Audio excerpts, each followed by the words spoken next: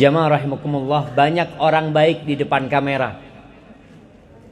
Itu yang disebut pencitraan. Banyak orang baik di depan kawan-kawannya. Ketika datang pengajian, Masya Allah, dia tampak baik sekali. Tapi ketahuilah, orang yang paling ngerti bagaimana kita itu adalah istri kita. Kalau istri kita mengatakan kita baik, insya Allah antum baik. Tapi kalau istri antum mengatakan antum belum baik, maka perlu koreksi diri. Ini para sahabat datang kepada istri Nabi alaihi salatu wasallam, tanya, gimana sih ibadahnya Rasulullah SAW? Kata Aisyah radhiyallahu ta'ala anha, dia ceritakan, ya Nabi alaihi salatu wasallam, beliau sholat malam, tapi beliau juga tidur.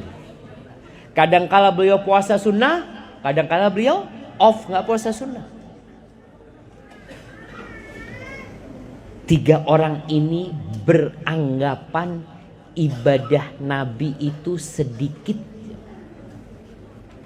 Jadi kalau ada orang yang mengatakan, bagaimana kita mungkin mencontoh Rasulullah SAW? Beliau kan Nabi, beliau kan utusan Allah. Naam, tapi beliau adalah manusia. Allah tidak mengutus malaikat, sehingga beliau layak untuk dicontoh dan bisa dicontoh. Jadi nggak ada lagi yang mengatakan nggak mungkin kita bisa sholat seperti Nabi SAW. Mungkin. Ini para sahabat yang 3 aja menganggap ibadah Nabi SAW sedikit. Maka salah seorang di antara mereka mengatakan, amma ana fa inni usallil lail abadan wala anam. Aku akan sholat malam sepanjang masa dan tidak tidur. Pokoknya malam sholat sampai subuh. Karena Nabi SAW tidur. Habis isya beliau tidur SAW. Nanti sepertiga malam akhir baru bangun. Ini sahabat beranggapan itu sedikit. Maka dia ingin tambah. Yang satu, karena melihat Nabi SAW gak selalu puasa.